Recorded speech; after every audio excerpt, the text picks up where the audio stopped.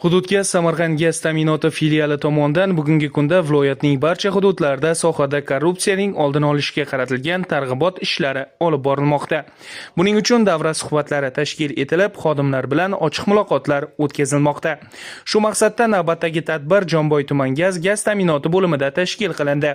Unda xodimlarga korrupsiyaning salbiy oqibatlari, unga qarshi kurashishda har bir fuqaroning mas'uliyati haqida tushuntirishlar berildi. Tadbirda shuningdek mehnat jamoasining huquq va manfaatlarini himoya qilishga qaratilgan jamoa shartnomasining mazmun-mohiyati ham atroflicha muhokama qilindi. Uchrashuv jarayonida xodimlar o'z fikr va takliflarini bildirishdi. Savollariga mutasaddilardan javob olishdi. Aholi o'rtasida mana tabiiy gaz yetkazib berish bilan shug'ullanamiz.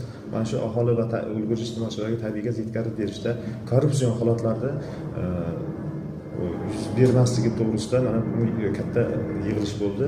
Mana shu yig'ilishdan ishchi jamoamiz hammasi xulosa qildi. Bizda mana shu korrupsion holat kelib chiqmasligi yuzasidan ko'p chora-tadbirlar qilyapmiz. Har kuni har bitta ishchi bilan to'g'ri yondashib, ularni korrupsion holatga keltirib chiqarmaslik to'g'risida tushuntirishlar berilyapti. Har kuni o'sha korrupsion holatlar kelib chiqmasligi to'g'risida ishchi xodimlarga tushuntirishlar olib boramiz va bundan keyin ham bu ishlarni davom etkazamiz. Bunday uchrashuvlar tizimda shaffoflikni ta'minlash, xodimlarning huquqiy savodxonligini oshirish va eng asosiysi aholiga ko'rsatilayotgan xizmatlar sifatini yanada yaxshilashga xizmat qilmoqda.